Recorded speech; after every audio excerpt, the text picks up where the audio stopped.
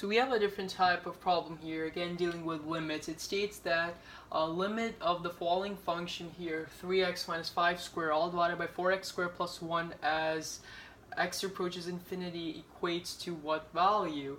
And so there's the technique for this, because at times not everything factors out, right? And looking at something like this as x approaches infinity is an abstract concept, right? You really don't know exactly what that means, right? Or how do we define infinity when we're evaluating this. So really, obviously, the main idea is to see if there are any horizontal asymptotes, right? That's the thing that makes most sense.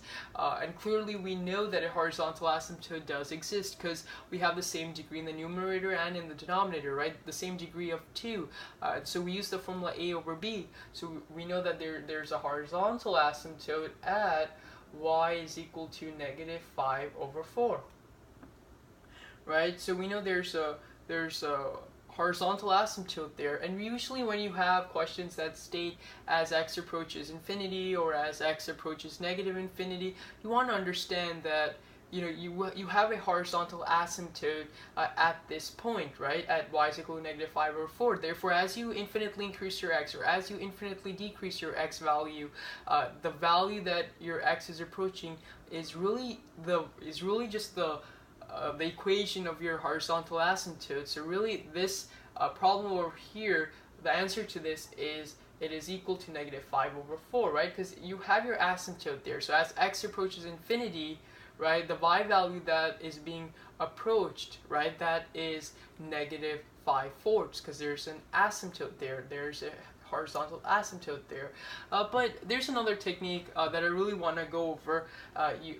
Especially if you're good at algebra, you will be preferring this technique over this technique, because this is, again, imagining the graph more. So the technique is to divide by greatest degree in denominator. So you want to divide by the greatest degree in the denominator. That's the technique, right? By doing so, you can actually algebraically evaluate this. And so when I say divide by the greatest degree in the denominator, in this case, we know that the greatest degree is x squared, right? So we would say something like 3x divided by x squared minus 5x squared divided by x squared, all divided by 4x squared divided by x squared plus 1 divided by x squared. So we have this, and you may be wondering, how does this help us? Well, the thing here is we know that x is approaching infinity. This is really important to understand.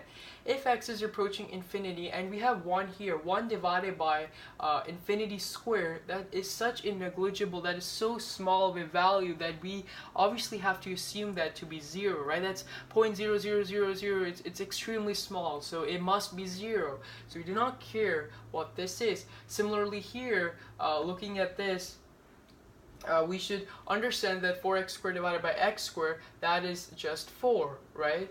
So we don't care what this is. We know we have 4 in the denominator, right? So we're left with 4 in the denominator.